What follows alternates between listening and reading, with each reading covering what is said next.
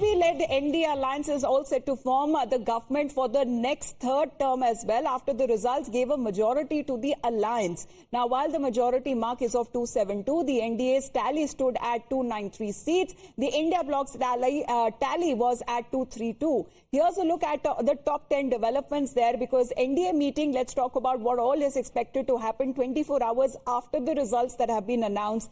NDA meeting that is likely for post 4 p.m. today. The Prime Minister will be also holding a meeting with alliance partners like Chandrababu Naidu, Nitish Kumar, H.D. Kumaraswamy, who are all flying down to Delhi today. NDA meeting, the Prime Minister will be chairing a cabinet meeting as well. That is going to happen at 11:30 a.m.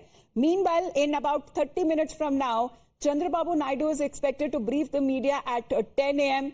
Eknath Shinde to join the NDA meeting, we are told. Sharad Pawar, Uddhav Thackeray will be joining the India Bloc meeting. Meanwhile, Devendra Fadnavis is also called the Allies for Maharashtra review as well.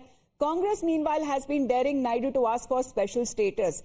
RJD, in the meantime, has been telling Nitish Kumar that doors are open for another possible return of Nitish Kumar. So as far as Nitish and Naidu are concerned today, they hold a position of kingmakers, and they have the key rather with that they can negotiate hard if they want to continue with the NDA alliance. Let's also, in the meantime, get you some other round of breaking updates as well with all of those leaders who are now expected to fly down to Delhi, because Delhi this time will become a beehive of activity. As we are looking back-to-back meetings that are now slated to happen, of course, there has been an official call that has also been made on part of India Bloc partners, because it is Nitish Kumar. Remember, Nitish Kumar was the one who actually spearheaded or paved way for the formation of the India Bloc. It was he